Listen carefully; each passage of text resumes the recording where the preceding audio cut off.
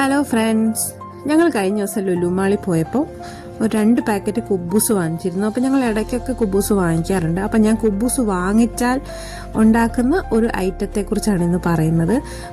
കുബൂസ് തനിയെ തിന്നാൻ ആർക്കും ഇഷ്ടം ഉണ്ടാകത്തില്ല. എന്തെങ്കിലുമൊക്കെ ഡിഷ് വേണം, അല്ലെങ്കിൽ ചിക്കൻ വേണം, അങ്ങനെയൊക്കെയല്ല. അപ്പോൾ കുബൂസ് കിട്ടിയ ഇങ്ങനെയൊന്ന് പരീക്ഷിച്ച് നോക്കൂ. ഇതിനുവേണ്ടി 4 മുട്ടയാണ് ഞാൻ എടുത്തിരിക്കുന്നത്. ചെറിയ 4 സവാള എടുത്തിട്ടുണ്ട്. വലിയ സവാളയാണെങ്കിൽ 2 എണ്ണം മതിയാവും. ആ സവാളയൊന്ന് കൊത്തി അരിയണം.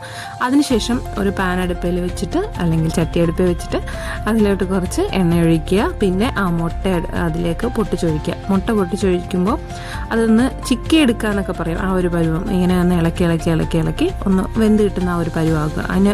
അതിൻ്റെ കൂട്ടത്തിൽ തന്നെ നമ്മൾ ഉപ്പും കൂടെ ആഡ് ചെയ്ത് കൊടുക്കണം. എന്നിട്ട് നന്നായിട്ട് ഇളക്കി കഴിയുമ്പോൾ അതിങ്ങനെ ചെറിയ ചെറിയ പീസായിട്ട് വരും. പീസായിട്ട് വന്ന ശേഷം അതൊന്ന് മാറ്റി വെക്കണം. പിന്നെ നമുക്ക് മുട്ട ഏറ്റവും ലാസ്റ്റ് മതി. ഈ ഒരു പരുവാകുമ്പോൾ നമ്മൾ മുട്ട മാറ്റി വെക്കുന്നത്. അപ്പോൾ മുട്ട മാറ്റി വെച്ചിട്ട് അതേ പാത്രത്തിൽ തന്നെയാണ് നമ്മൾ അടുത്ത പ്രോസസ്സിംഗ് ഒക്കെ ചെയ്യുന്നത്. അപ്പോൾ അതിലേക്ക് കുറച്ച് എണ്ണ ചേർത്തിട്ട് നമ്മൾ അരിഞ്ഞു വെച്ചിരിക്കുന്ന സവാള ഒന്ന് വഴട്ടിയെടുക്കണം. ചെറുതീയിൽ സവാള വഴണ്ട് വരുമ്പോഴത്തേക്കിന് നമുക്ക് ഒരു തക്കാളി എടുത്തിട്ട് ഒന്ന് ചെറുതായിട്ട് അരിയാം. കൊത്തി എന്ന് അരിഞ്ഞിടാം. അതിനുശേഷം സവാള വഴണ്ട് വരുമ്പോഴത്തേക്കിന് ഈ തക്കാളിയും കൂടെ അതിലേക്കിട്ട് നന്നായിട്ടൊന്ന് വഴറ്റിയെടുക്കണം.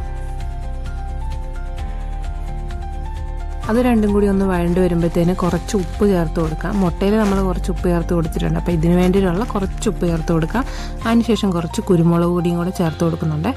അപ്പോൾ എരിവ് ആവശ്യത്തിന് എങ്ങനെയാണ്, എരിവ് ഒരുപാട് വേണ്ടവർക്ക് കുറച്ചുകൂടെ കുരുമുളക് പൊടി അല്ലെങ്കിൽ കുറച്ച് നമ്മുടെ പച്ചമുളകൊന്ന് അരിഞ്ഞിടുകയൊക്കെ ചെയ്യാം. ഇനി ഞാൻ കുറച്ച് ക്യാബേജ് വളരെ കുറച്ച് എടുക്കുന്നുള്ളൂ. കുറച്ച് ക്യാബേജ് എടുത്ത് കൊത്തി അരിയുന്നുണ്ട്. അതേപോലെ തന്നെ മല്ലിയില എടുക്കുന്നുണ്ട്. മല്ലിയിലയൊക്കെ ഓപ്ഷണലാണ്. ടേസ്റ്റ് ഇഷ്ടമല്ലാത്തവർ ഇടേണ്ട ആവശ്യമില്ല. ഇനി ഇതും കൂടെ സവാളയിലേക്ക് ചേർത്ത് കൊടുത്തിട്ട് നന്നായിട്ട് ഇളക്കണം. ഇനി ക്യാബേജ് ഒന്ന് വെന്ത് കിട്ടണം. കുറച്ച് ക്യാബേജിന് ഓവറായിട്ട് വേവേണ്ട ആവശ്യമില്ല. കുറച്ച് നേരത്തെ വേവേണ്ട, ഒരു 5 മിനിറ്റ്. അപ്പോൾ ഇതിനൊന്ന് അടച്ചു വയ്ക്കുക. ഇത് അടച്ചു വെച്ചിട്ടൊന്ന് വേവിക്കാം.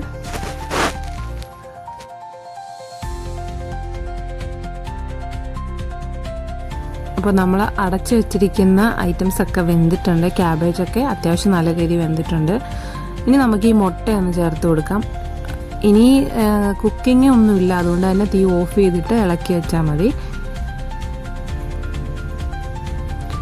മുട്ട എല്ലാ ഭാഗത്തേക്കും എത്തുന്ന പോലെ നന്നായിട്ട് ഇളക്കി കൊടുക്കണം.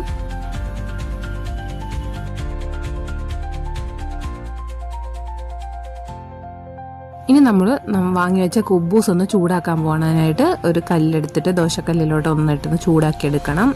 നല്ലതായിട്ടൊന്ന് ചൂടായിട്ട് വരണം.